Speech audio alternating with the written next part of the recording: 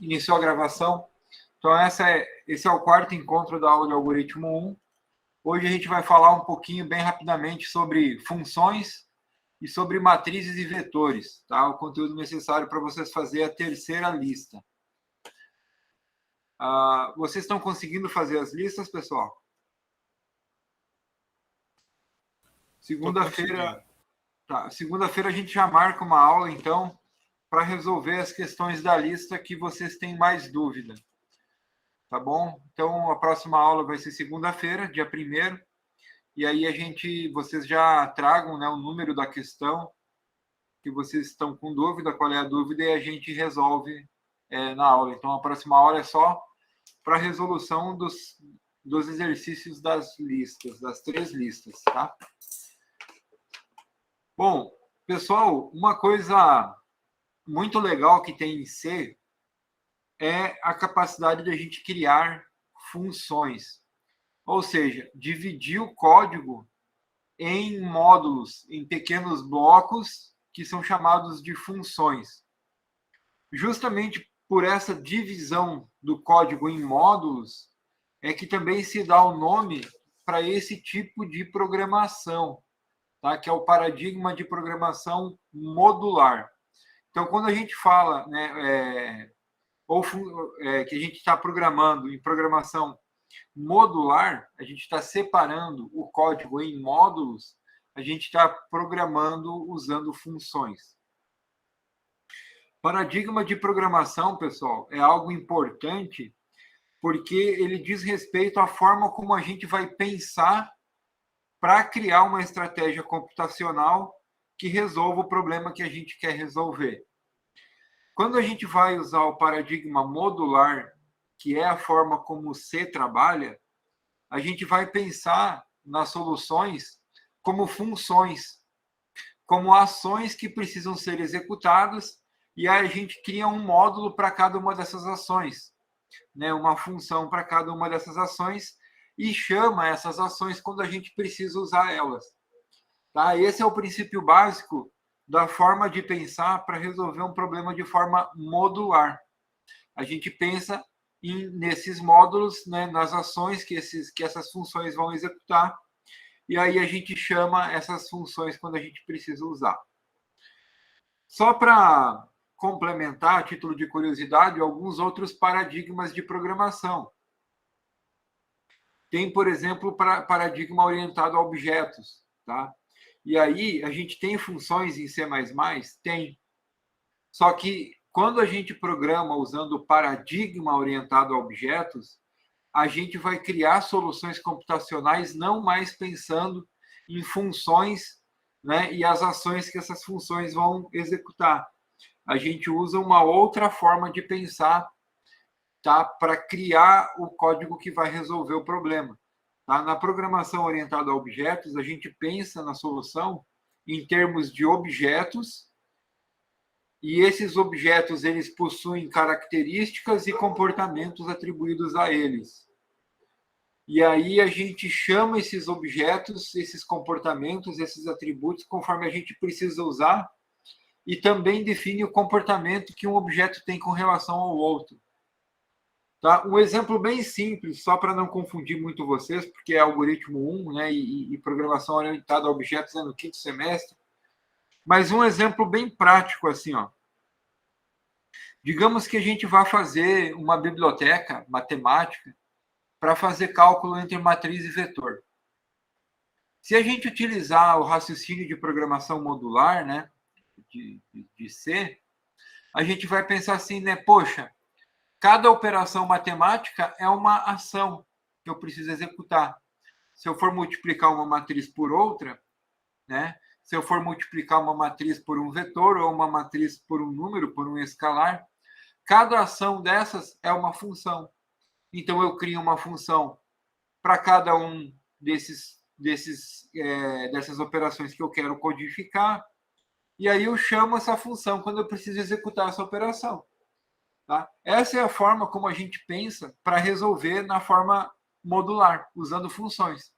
A gente cria uma função para multiplicar matriz por matriz, cria uma função para multiplicar a matriz por vetor e cria uma função para multiplicar a matriz por escalar. E chama essas funções quando a gente precisa executar essa operação. Já na programação orientada a objetos, já é um pouco diferente. A gente vai criar um objeto matriz e vai criar um objeto vetor, por exemplo. E aí, um dos comportamentos da matriz é fazer uma operação de multiplicação com um outro objeto matriz ou uma relação de multiplicação com um objeto do tipo vetor, que a gente também cria. Tá? Como que a gente cria isso? Criando classes para cada um desses tipos. Nessas classes terão atributos e terão comportamentos, e terão métodos. Tá? Então, a forma da gente pensar, da gente raciocinar para criar uma solução computacional para resolver o problema que a gente quer resolver é diferente conforme o paradigma de programação que a gente usa. Tanto é que eu costumo dizer nas aulas que saber programar em C++ não quer dizer que você programa orientado a objetos. Você pode fazer uma programação funcional, aliás, uma programação estruturada, né, usando paradigma de programação modular, da mesma forma que faz em C e fazer em C++, né, sem declarar nenhuma classe, nenhum objeto. Né? E aí você está usando o C++ para programar no paradigma modular. Tá? Então, você só programa orientado a objetos se você segue o paradigma de orientação a objetos. Então, vamos ver um pouquinho sobre o que são essas funções. Tá? O que é uma função? Uma função é um conjunto de instruções desenhadas para cumprir uma tarefa particular e agrupadas numa unidade com um nome para referenciá-la. Então, por exemplo, se eu quero multiplicar uma matriz por outra, o processo de multiplicação de matriz envolve uma quantidade até grande de operações, de instruções que a gente precisa de executar, de passos que a gente precisa executar para que a operação de multiplicação de matriz ocorra. A gente pode pensar nisso como sendo uma função, né, multiplicar a matriz. É uma tarefa. Só que essa tarefa ela é dividida em subtarefas. Né? A multiplicação de matriz por si só ela é uma tarefa complexa que tem várias subtarefas. E a gente pode colocar todas essas subtarefas em uma tarefa, uma macrotarefa, né, e chamar isso de função, referenciar isso. As funções elas dividem grandes tarefas em tarefas menores. Tá? Isso permite com que a gente trabalhe sobre coisas que outras pessoas já fizeram. Tá? A gente pode criar bibliotecas de funções, usar bibliotecas de funções.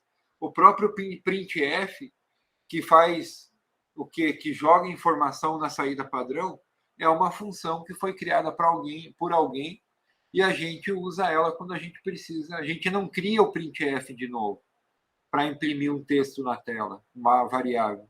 A gente já chama essa função pronta. Tá?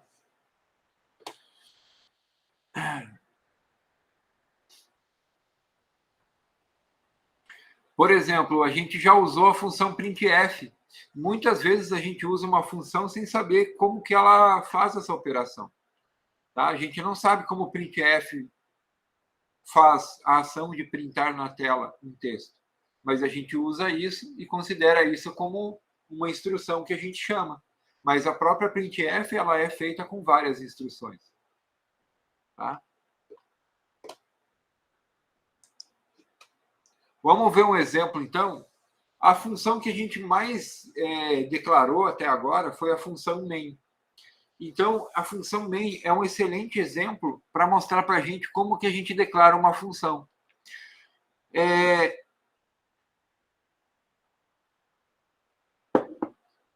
A linguagem C++ ela é uma linguagem top-down, ou seja, ela executa uma linha após a outra, tá? Na sequência. Salvo quando há uma instrução de desvio de fluxo, como a gente já viu, né, o que ocorre em laços, tá, de repetição em comandos de tomada de decisão. Bom, se ela executa top-down, ela só pode referenciar algo que já foi declarado. E isso é importante para vocês compreenderem um pouco de como a linguagem C funciona. Por exemplo, eu só posso usar uma variável depois de declarar ela. Eu não posso usar uma variável e declará-la depois. Eu preciso ter declarado ela para que o programa saiba que ela existe, para que depois eu possa usar. A mesma coisa acontece para funções. Só que a função main, por ser a função principal e ser o ponto inicial, a gente já cria ela e o sistema operacional chama ela quando inicia o código que a gente desenvolveu. Agora, as outras funções, elas precisam ser declaradas antes de serem utilizadas. Quando a gente usa a função printf, a gente chama, né, a biblioteca. O que isso aqui faz? Ao chamar a biblioteca, a gente copia o texto desse arquivo H, né, dessa biblioteca, para o texto onde a gente fez a importação. E nesse arquivo .h tem a declaração da função printf. Então, assim, ó, nesse código aqui, a gente vai criar uma função que vai converter graus Fahrenheit para graus Celsius. Tá? E aí a gente vai criar uma função chamada Celsius. Essa função, ela precisa ser declarada antes de ser chamada. Então, a gente, na linha 6, aqui, eu tenho o que é chamado de protótipo da função, que é onde a gente declara a função. Toda função, ela precisa ter, no mínimo, 3 campos. A declaração do valor de retorno, nesse caso é float, a função vai retornar um número com vírgula. O nome para a função, tá?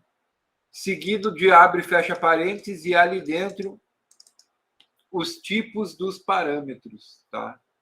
Ou seja, os valores que a gente vai passar para a função. Nesse caso, essa função ela recebe um valor com vírgula e retorna outro valor com vírgula. Tá? Ela vai pegar um número que vai representar uma temperatura em graus Fahrenheit, vai fazer um cálculo e vai devolver um outro número com um valor que corresponde àquela temperatura em Fahrenheit, que corresponde ela em graus Celsius. Tá?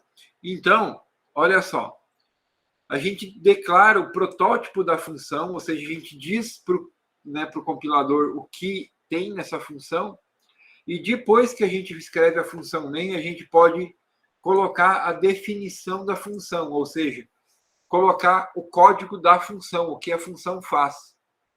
Então, nesse caso, olha só, ela é uma função que ela recebe uma variável, a gente chamou ela de FAHR, né, de Fahrenheit. A gente, dentro da função, então abre e fecha a chave. No final da função tem o comando return. Esse comando return ele está retornando uma variável do tipo float. Por quê? Porque a gente está dizendo que a função retorna um float, então a gente tem que colocar o return e colocar uma variável float. Tá? Como é que a gente faz a conversão da temperatura, então, nessa função? A gente cria uma variável C, ela é de ponto flutuante, para armazenar a temperatura em graus Celsius. E aí pega a variável que entra nela, que vai corresponder à temperatura em graus Fahrenheit, e faz o cálculo de conversão. O resultado desse cálculo, a gente armazena na variável C e faz o retorno, né? Retorna essa variável. E aí, aqui na função main, olha só, a gente cria 2 variáveis, uma para graus Celsius e uma Fahrenheit, solicita ao usuário que ele entre com uma temperatura em Fahrenheit, a gente lê essa temperatura, e aí chama a função Celsius e passa o valor da temperatura em Fahrenheit. Quando a gente faz isso, então ele vai pegar esse valor, vai passar lá para a função Celsius, ele vai executar a função Celsius, ou seja, vai fazer o cálculo, e vai retornar esse valor calculado, o valor da variável C. Então, isso aqui vai valer o valor daquela variável C lá. Então, ele vai pegar aquele valor e vai atribuir nessa variável C aqui. E aí, a gente vai imprimir isso na tela. Tá? Então, é isso que esse código faz, pessoal. Tá? É assim que a gente cria uma função. Então, ao invés da gente pegar esse código aqui e colocar todo ele tá? Toda vez que a gente quiser converter uma temperatura, a gente pode chamar a função Celsius, tá? E a função faz a conversão para a gente. Vamos lá, ó. Compilou, executou, digite uma temperatura em Fahrenheit, vamos botar aí 45 graus, Enter, ó. Corresponde a 7,22 graus Celsius, tá?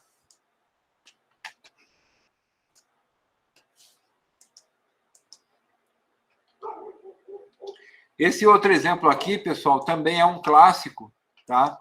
Que é a função que retorna valor absoluto. O que é o valor absoluto de um número? É sempre o valor positivo.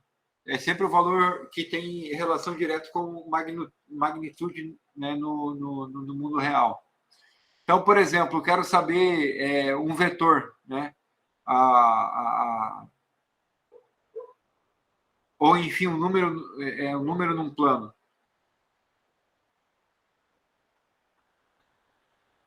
Ele pode ter um valor positivo ou pode ter um valor negativo. E às vezes eu quero trabalhar com esse valor, né? Com o valor absoluto desse valor. Ou seja, eu quero a forma positiva desse número. Então, a função ABS, nesse caso, a gente criou ela para trabalhar apenas com valores inteiros. Tá? Então, ela vai receber um número inteiro e vai retornar um número inteiro. Por isso que é int, ABS, int. ABS é o nome que foi dado para a função que vai retornar o valor absoluto de um número. Como é que é a função ABS? Ó? A função ABS é um exemplo clássico do uso do operador ternário. Ela vai retornar o quê? Vai fazer a pergunta, ó, se n for maior que zero, ou seja, se n for um número positivo, eu vou retornar n. Caso contrário, eu vou retornar menos n. Ou seja, se n for negativo, eu inverto o sinal para tornar ele positivo e retorno a forma positiva dele. Então, aqui, para testar, a gente criou uma variável na linha 9, ela recebe 10, o valor inteiro 10, positivo, e aí a gente printa a chamada da função ABS 3 vezes. Uma para 0, uma para menos 3 e uma para menos x. Então, a função vai ter que mostrar no final da execução 0, 3 e 10. Vamos ver aqui, ó. Compilou, executou e olha aí. 0, 3 e 10. Então, a função aqui, ó, ela vai pegar o 10, ela vai aplicar o operador unário menos, vai virar menos 10, esse menos 10 vai entrar na função ABS, e lá dentro ele vai perguntar, menos 10, né? Menos 10 é maior que zero? Não. Então, aplica o operador unário novamente e retorna. Então, menos 10 se torna mais 10 e ele vai retornar mais 10.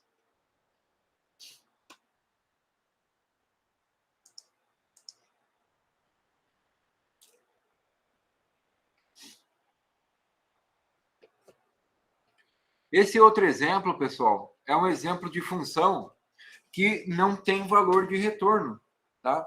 Essa função ela recebe o inteiro, porém ela não retorna nada. Então a gente precisa colocar a palavra reservada void. Quando uma função não tem valor de retorno. Um exemplo de função que não retorna nada. Essa função aqui ela tem como tarefa desenhar na linha, desenhar uma linha na tela. Então, se ela vai desenhar algo na tela, ela não precisa retornar nada para nós, ela não vai fazer um cálculo. Então, ela não precisa ter valor de retorno, a gente não precisa gastar variável com isso, né? Armazenar memória, né? Gastar posição de memória com isso. Então, ela retorna void, ela não retorna. Como é que essa função funciona? Ela recebe uma quantidade de caracteres e aí ela vai fazer um laço, ó. Né? Recebe n, ó, e faz um laço que repete esse printf n vezes. E esse printf ele vai imprimir um caractere cheio na tela. Uma sequência de caracteres cheios na tela formam uma linha. Então, a gente vai usar essa função para imprimir uma linha de tamanho n na tela. tá? De N caracteres. Então, olha só, aqui a gente vai imprimir na função main, ó, uma linha com 20 caracteres, depois um texto e depois outra linha com 20 caracteres. A gente quer que o texto fique com uma moldura, tá? Vamos ver, ó. Compilou, executou. Olha só. Aquelas molduras antigas que usavam a interface gráfica do DOS, né, para programa DOS. Tá?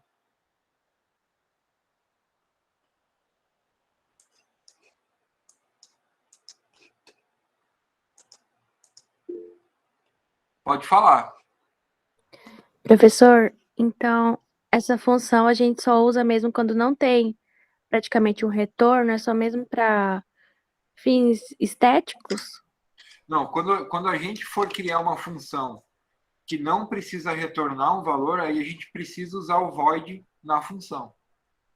Quando a gente for criar a função. Ah, sim.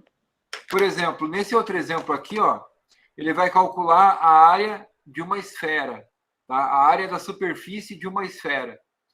Então, se eu crio uma função que calcula a área, eu vou passar para essa função o raio da esfera e ela vai me retornar o valor que corresponde à área. Então, é uma função que tem valor de retorno. Uma função que imprime na tela, ela não está fazendo um cálculo, ela não vai me retornar um valor. Então, ela naturalmente não precisa ter valor de retorno. Só que a gente não tem como declarar uma função sem colocar uma dessas palavras reservadas aqui. Então, para isso, o C criou o void, para a gente informar que não tem valor de retorno. Então, a gente coloca o void para declarar as funções quando elas não têm valor de retorno. Certo. Esse outro exemplo aqui, ó, é para o cálculo da área de uma esfera. Ó. A gente cria uma constante, né, para armazenar o valor do π, uma função para calcular a área, ó, ela é chamada de área, recebe e retorna variável do tipo ponto flutuante. E olha só o que a função faz. Ó. Ela vai retornar o cálculo da expressão que calcula a área da esfera, que é 4 vezes π vezes r ao quadrado, raio ao quadrado. Então, ela vai receber um valor, a gente chamou essa variável de r, né, por causa do raio, e aí ela vai retornar o resultado da aplicação da fórmula do cálculo da área da esfera. Na função main, então, o que a gente faz? A gente cria uma variável, pede para o usuário entrar com o valor do raio da esfera, e aí depois imprime a área da esfera, chamando a função, então, para fazer o cálculo para nós, passando o raio. A gente passa o valor do raio e ele vai retornar o valor da área. Então, ó, a gente compila, executa, ele está pedindo, ó, digite o raio da esfera, 23. A área da superfície da esfera é 6.647. Tá?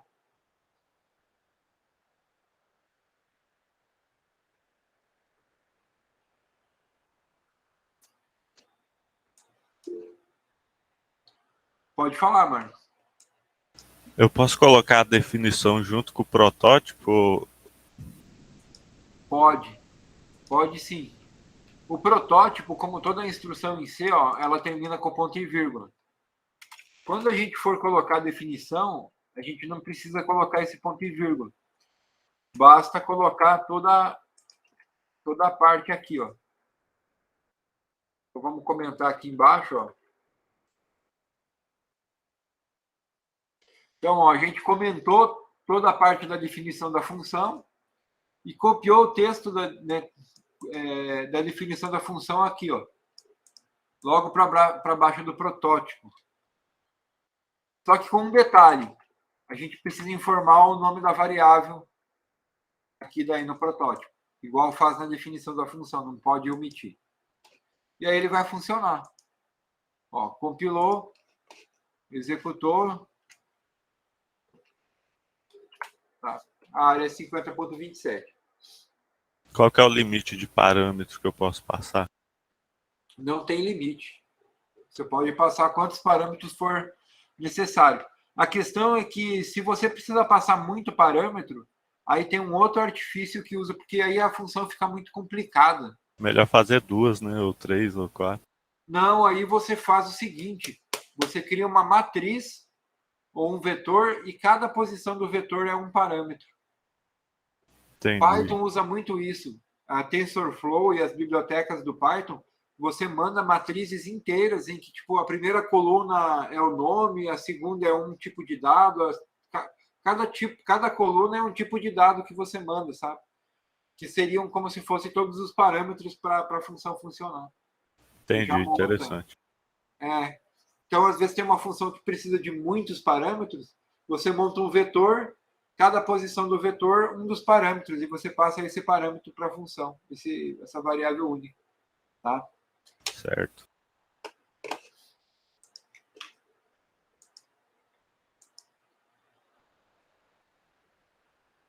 Esse aqui é um outro exemplo um pouco mais complicadinho, ó, que tem funções, por exemplo, com 2 parâmetros. Aí a gente separa com uma vírgula e coloca o tipo do dado do outro parâmetro. Tá? Aqui é para fazer uma soma do quadrado, né, para calcular o quadrado, tá? Para calcular a soma e para calcular a potência de um número. Então, olha só, soma quadrado é uma função que vai fazer a soma do quadrado de 2 números. Então, ela vai retornar, ó, a soma do quadrado dos números. A gente pode chamar a função dentro de função, desde que os protótipos estejam todos definidos. Tá? A função quadrado, ó, SQR, retorna, né, z vezes z, por exemplo. A gente chamou de z o número aqui, né? O número vezes o número, que é o quadrado do número. Então, aqui a gente chama, né, o quadrado de m, o quadrado de n. Passa as duas funções quadrado. Aqui em soma, ele vai somar os 2 números. Então, a gente vai passar aqui 2 variáveis que vão ser, né, o quadrado desses números. Então, vai somar eles. E a função potência, por exemplo, eu quero levar a 5ª potência. A gente faz um laço que faz o número de iterações conforme o número da potência que a gente quer elevar um número. E aí, para cada iteração do laço, multiplica o número que a gente multiplicou por ele mesmo. Tá? Então, aqui, ó, a gente criou uma variável potência. Potência recebeu A. Eu quero elevar A a B. Né? Aqui, ó, A elevado a B. Então, potência recebe A. Aí eu faço potência recebe potência vezes A. Se eu faço isso uma vez, eu elevei ao quadrado. Se eu faço isso 2 vezes, eu elevei ao cubo. E assim por diante. Tá? Na primeira potência, ele não vai executar o laço. Então, ele vai retornar a própria variável A. Tá? E na função main? Na função main, ó, a gente pede para o usuário digitar 2 valores, o valor de A e B. E aí, ó, imprime o quadrado, a soma do quadrado de A e de B. Tá? Chamando soma quadrado. A função soma quadrado vai chamar a função soma e vai chamar a função quadrado 2 vezes. A gente pode chamar funções dentro das funções. Vamos lá, compilou, rodou. 2 e 3. A soma dos quadrados é 13. 4 mais...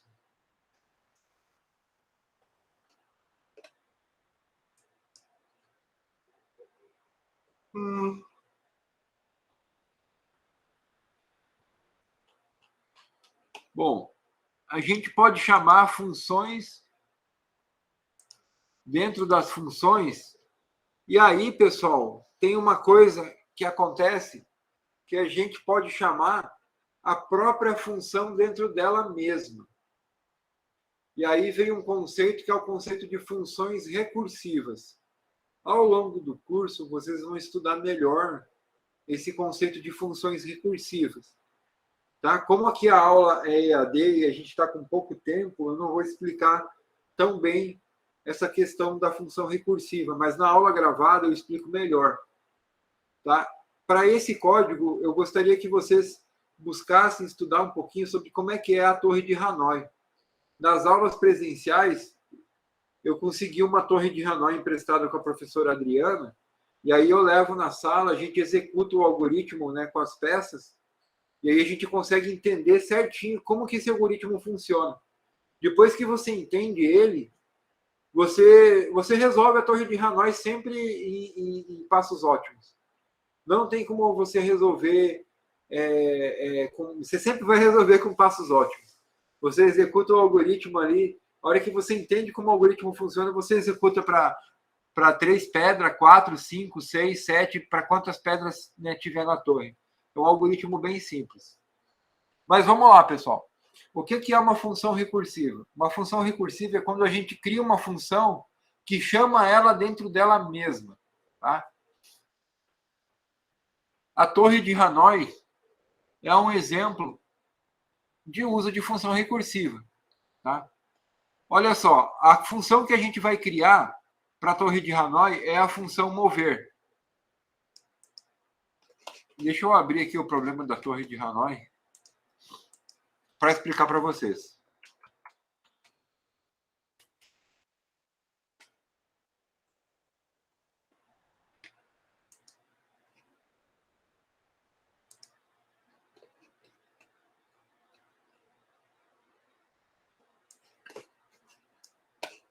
Aqui. Esse aqui é o problema da torre de Hanoi. São 3 torres, a gente tem um conjunto de discos, cada disco tem um tamanho diferente, eles são empilhados de forma que um disco menor tem que estar sobre um maior, nunca ao contrário, nunca um disco maior pode estar sobre um disco menor. E aí o objetivo é o seguinte: pegar as pedras do primeiro disco, movê-las todas para o terceiro disco, usando o disco do meio como temporário, de forma que a gente faça os movimentos sem que nunca a gente coloque uma peça maior sobre uma menor. E aí, pessoal, isso aqui é bem legal, porque quando você começa a fazer, você faz para um disco. Aí, para um disco, a gente move direto, né? Daqui para cá. Para 2 discos, a gente já move para cá, move o outro disco para cá, e aí move o disco que está aqui para cá. Para 3 discos, a gente já move um disco para cá, o outro para cá, o outro para... Espera aí. Para cá e esse aqui de volta, aí... Enfim, tem toda uma ordem. Eu não me lembro do algoritmo certinho. Ó, a primeira para cá, a outra para lá, aí move para lá, isso, ó. Move para auxiliar, move de volta, e assim vai. E aí, conforme você vai fazendo esses movimentos, você vai descobrindo que tem um padrão de repetição do movimento. E aí a gente pode criar um algoritmo muito simples. O algoritmo tem 3 linhas, tá? Para mover, que é esse aqui, ó.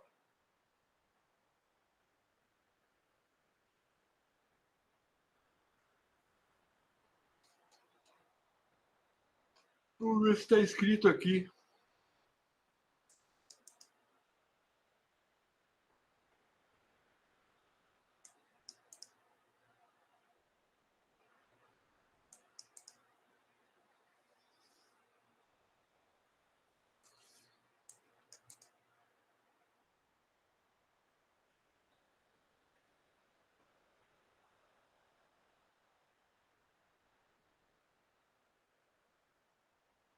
Aqui não está explicando o algoritmo.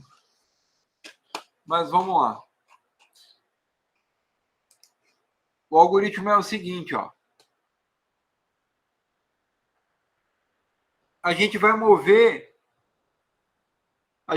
sempre vai mover o disco da origem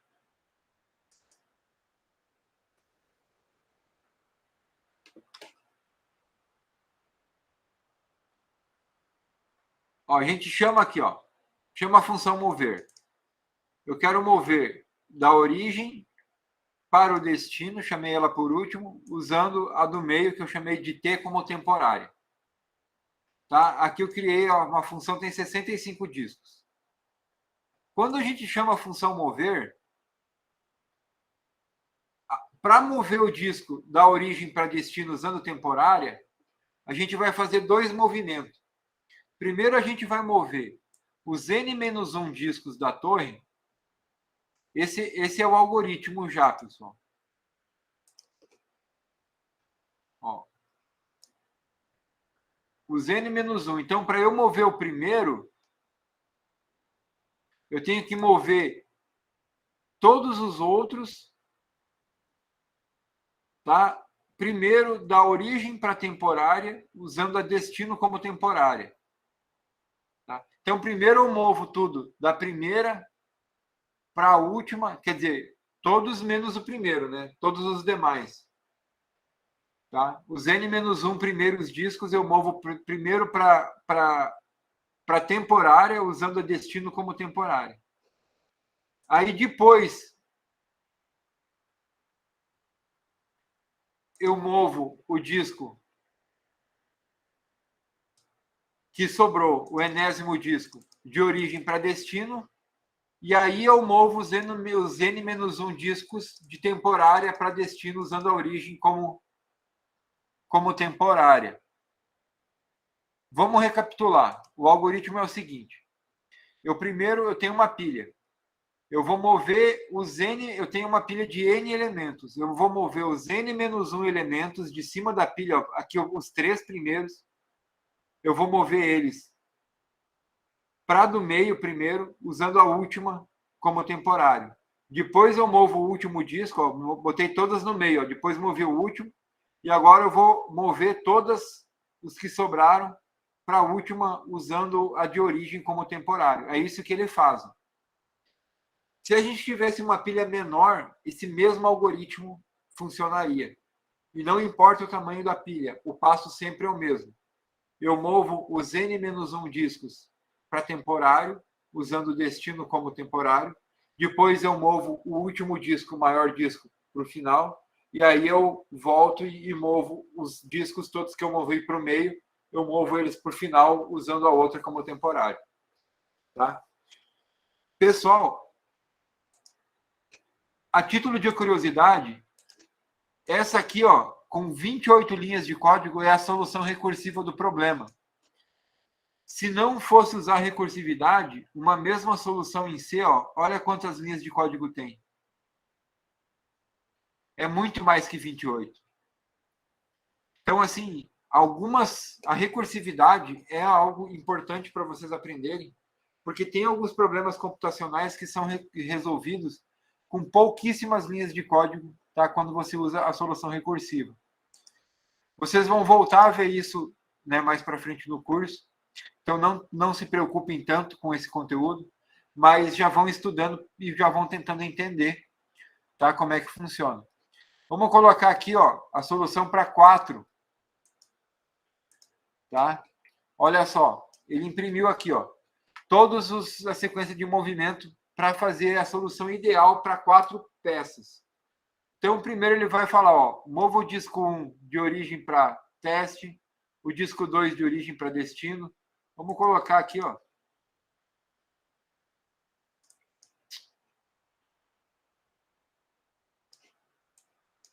Esperar ele começar de novo.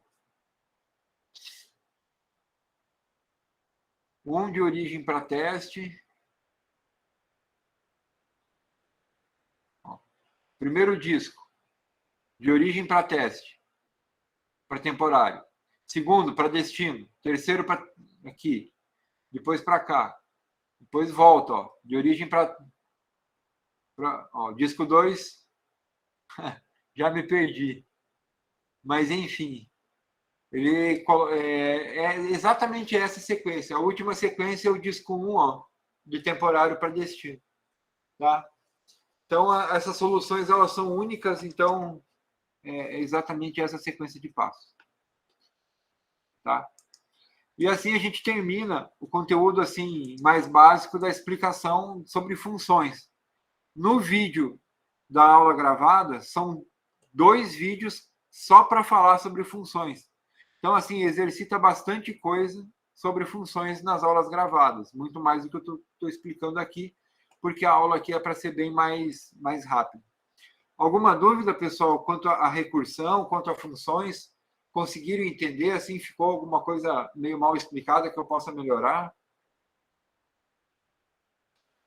Tranquilo.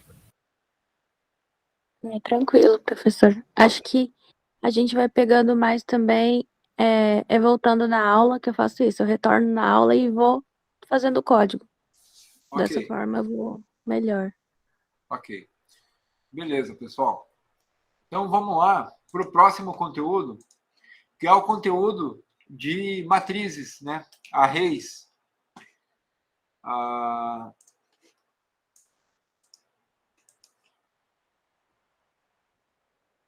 Matriz, pessoal, é uma coleção de variáveis do mesmo tipo que compartilhem o mesmo nome. Até o advento de Python, né? Porque, assim, em C, a gente só faz matrizes para dados do mesmo tipo, na maioria das linguagens de programação, diga-se de passagem. E em Python, a gente pode fazer uma matriz com qualquer coisa. Né? Ela pode ter caractere, pode ter string, pode ter número, você pode fazer cálculo com isso, enfim. Tá? Mas em C, tem que ser tudo do mesmo tipo de dado. Uma matriz de float, ela é inteiramente de ponto flutuante, não pode ter nenhum número inteiro no meio. Um exemplo bem simples para usar matriz é assim, ó. Vamos imaginar que a gente precisa calcular a média das notas da prova de 5 alunos. Aí a gente escreveria o seguinte programa, ó. A gente entra com a nota 0, nota 1, nota 2, nota 3 e nota 4, cria uma variável para a média, tá? Entra com as notas dos alunos, né, e retorna o cálculo da média. Né, pede para o usuário digitar cada uma das notas. Aqui está faltando o final desse cara. Depois de digitar as notas, a gente calcula a média e imprime a média.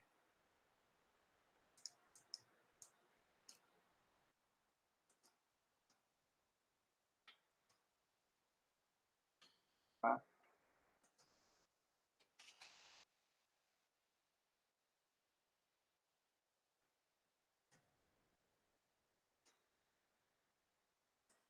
Bom, para esse código aqui funcionar, deixa eu só terminar aqui de colocar o código todo. 1, 2, 3, 4. Tá, agora ele vai funcionar. Então, olha só o tanto de código que precisa.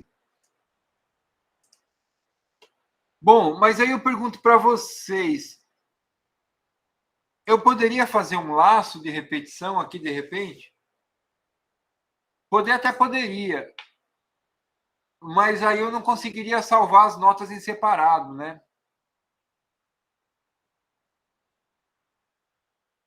A única forma, tá? Vamos só compilar e executar, ó. A única forma é usando matrizes. Vamos lá, ó. 1, 2, 3, 4, 5. Média 3, tá? Usando matrizes. Quando a gente usa matrizes, agora, ao invés de criar 5 variáveis, eu crio uma variável e uso aqui os colchetes, ó, e coloco o inteiro 5 aqui no meio. Eu estou informando que notas é uma coleção com 5 números inteiros. Tá? E aí eu consigo referenciar eles, cada um desses 5 números, pelo colchete. Olha só. Aqui no cálculo, ó, a gente cria um laço, então, que percorre as 5 posições. E aí eu peço para o usuário digital, digite a nota do aluno. E aí a gente acessa cada uma delas assim, ó, passando aqui, ó. E vai valer de 0 a 4. Então, aqui os índices vão variar de 0 a 4. De 0 a 4 eu tenho 5 elementos. Todos os índices de vetores e matrizes em C começam do 0. Então, aqui, se são 5 elementos, vai do elemento 0 ao elemento 4. Cada iteração do laço, o i vai valer um número diferente. 0, 1, 2, 3, 4. E aí eu salvo nesse vetor a nota do aluno, de cada uma das notas. E aí eu vou armazenando isso, né? Vou totalizando e depois calculo a média. Então, esse é um exemplo de uso de vetor. Tá? Forma de declarar um vetor, forma de colocar os dados e uma forma de acessar os dados nesse mesmo vetor. Tá? Então, quando a gente pega assim essa variável, ela não é uma variável única, ela é uma coleção com 5 variáveis iguais. Cada uma vai assumir um valor diferente, tá? E na memória do computador, então, foi reservada uma porção para 5 dados do tipo inteiro. Tá? Vamos compilar, executar. A média 1, 2, 3, 4, 5. A média 3 também.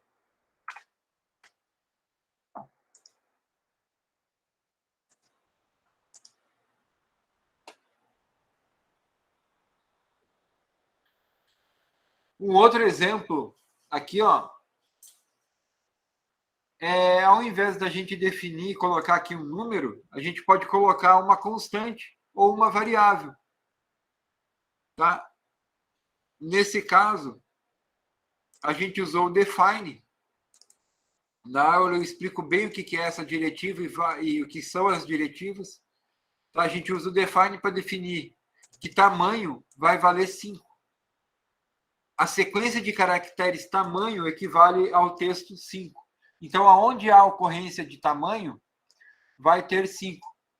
Por que isso é mais interessante? Se eu quero alterar a quantidade de notas, eu não preciso alterar em 2 ou 3 ou 4 lugares do código.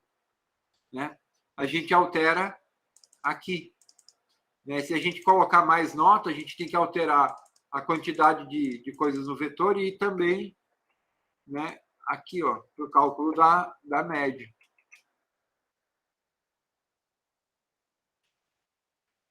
Tá? Também temos que alterar a quantidade de notas que foram digitadas, senão o cálculo da média vai dar errado. Então, ao invés de a gente ficar alterando esses vários pontos no código, a gente pode definir uma constante. Alterando aqui em cima a constante, a gente altera várias...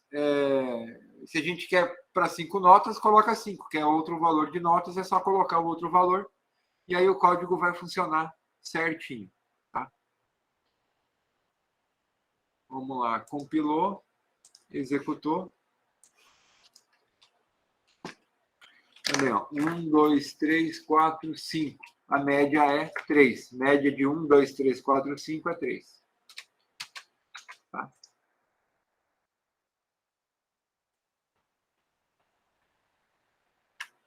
Essa aqui é uma outra forma. Tá? Agora a gente definiu um valor bem grande para a variável tamanho. E aí, agora, a gente deixa para o usuário definir quantas notas serão digitadas. Até agora, todos os códigos que a gente fez, a gente tratou, a gente sabia quantas notas seriam digitadas, né? Quantos elementos teriam na matriz. Esse código aqui, ó, a gente definiu um tamanho grande e usou o do while, ó. E ele vai perguntando, enquanto as notas forem números maiores ou iguais a 0, ele vai digitando nota. Quando a gente digita uma nota negativa, ele para de digitar nota e aí calcula a média. Tá? Também. Então, aqui, independente de quantos números a gente digitar, ele sempre vai calcular a média. Tá? Seja a média de 5, seja a média de 10, seja a média de 1. Ó, digite a nota do aluno 1. 1, 2, 3, 4, 5. Digite a nota do sexto aluno. Vou digitar um número negativo. Ó, a média é 3. Então, ele calculou a média de 5 alunos, da mesma forma que todos os outros códigos fizeram. Vamos fazer agora para um número diferente de alunos, para mostrar. Então, vamos lá. 1, 2, 3, 4, 5, 6, 7, 8, 9. Ó. Digite a nota do 10º aluno, menos 1. A média das notas entre 1 e 9 é 5. Tá? Então, ele também calculou a média de 9 notas. Tá? Então, dessa forma, o código fica bem genérico. Tá? Porque, independente da quantidade de notas que a gente tenha, e ela pode variar em tempo de execução, a gente consegue tratar isso. Tá? E isso é importante. Muitas das coisas precisam ser tratadas sempre em tempo de execução. Muitos dos exemplos e exercícios tratados em aula de algoritmo e programação, né, a gente sempre conhece as coisas quando vai criar o programa. Por quê? Porque são programas didáticos, né, são problemas didáticos. Então, a gente já informa muitas das coisas. Mas, na programação para a vida real, a realidade é que, às vezes, a gente não sabe todas as informações para montar as estruturas de dados, os tamanhos, né, das estruturas que a gente precisa armazenar os dados. Então, tem que ter uma série de tratamentos em tempo de execução. Tá? E essa aqui é uma das formas de tratar, por exemplo, a quantidade de notas.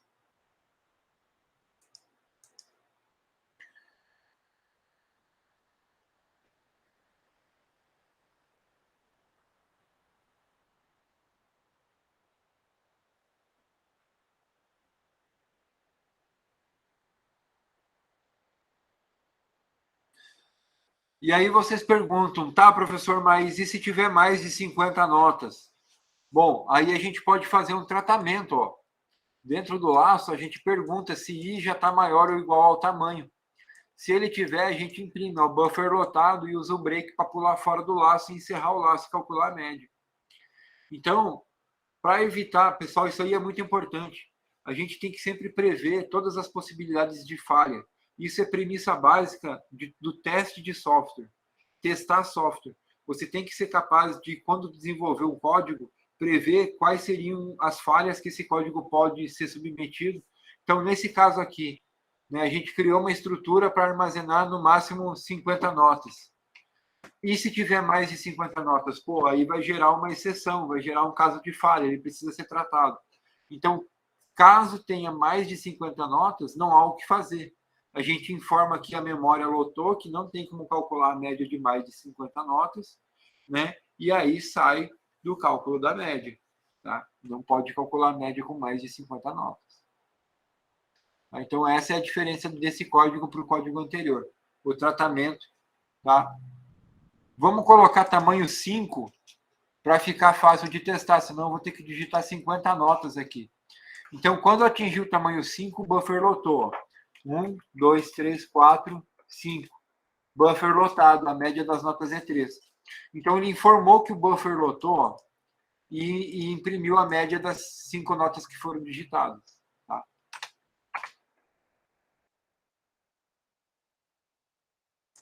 E o último programa, pessoal, é o seguinte.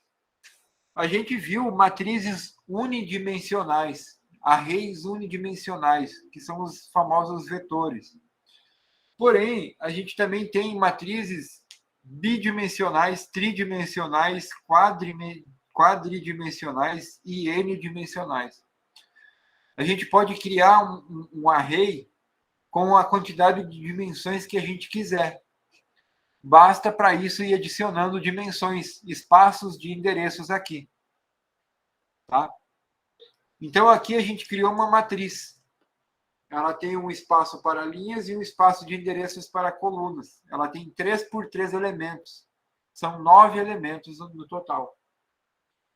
Esse programa aqui, pessoal, é um programa bem legalzinho, porque ele codifica, ele modela o jogo da velha.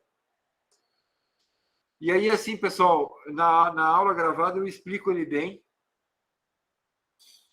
A gente define caracteres, ó, char, para a bolinha e para o X, e aí define matrizes com as soluções.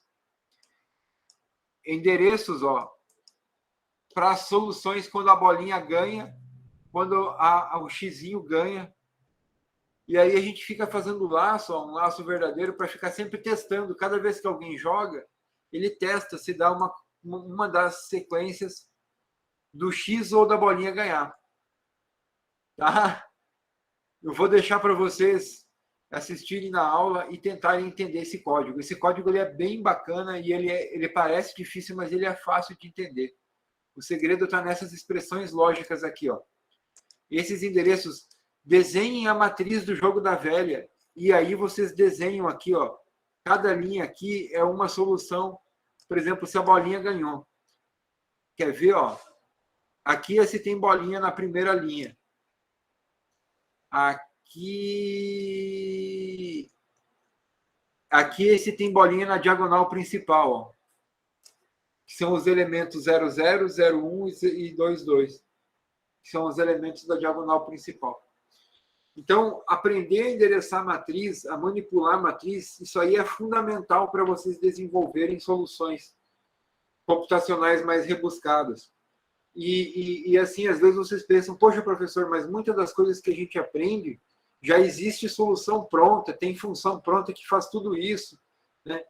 Mas, pessoal, só para vocês pensarem agora, para finalizar a aula, é o seguinte, vocês estão fazendo um curso de ciência da computação, que é um curso de nível superior. Nível técnico, o técnico é aquele que aprende as técnicas e usa as técnicas para fazer as coisas. Ou seja, um programador é um técnico. Ele aprende as técnicas de programação e desenvolve programas. Vocês serão cientistas da computação. Vocês precisam ter um domínio maior de como as técnicas foram criadas e como elas funcionam para que vocês venham a desenvolver novas técnicas para novos problemas computacionais que foram surgindo. Tá? Então, essa é a grande diferença. Hoje em dia, a maioria das pessoas ganha dinheiro fazendo um serviço mais técnico, né? Desenvolver programa, né? Que é essa grande necessidade do mercado, e o cientista da computação é muito capaz de se colocar, sim, nessas áreas. Mas vocês precisam ter um conhecimento um pouco a mais. Vocês precisam saber não só como usar essas técnicas, mas como elas foram criadas para que vocês também tenham conhecimento para vir a desenvolver novas técnicas no futuro. Tá? E é isso aí, pessoal. Alguém tem alguma dúvida? Quer perguntar alguma coisa? Pode ficar à vontade. Oi. Oi, Lucas. Cheguei atrasada, mas estou aqui. Semana que vem você vai dar aula para tirar a dúvida da lista, né? Exatamente. Aí vocês trazem os exercícios que vocês estão com dúvida e a gente vai resolvendo junto na aula, enquanto der tempo, né? Beleza. É só isso, só para confirmar. Que dia que vai ser essa aula, Lucas? A primeira vai ser segunda. Se precisar, segunda-feira a gente marca outra e depois marca outra, enfim. Vai marcando conforme for precisando. Entendi. A ordem vai manter aquela ordem, lista 1, 2, 3, depois da prova, né? Isso. Positivo. Bom final de semana. Bom final de semana para vocês. Então é isso aí, pessoal. Boa noite. Boa noite. Boa noite. Tchau, tchau. Boa noite. Tchau, tchau.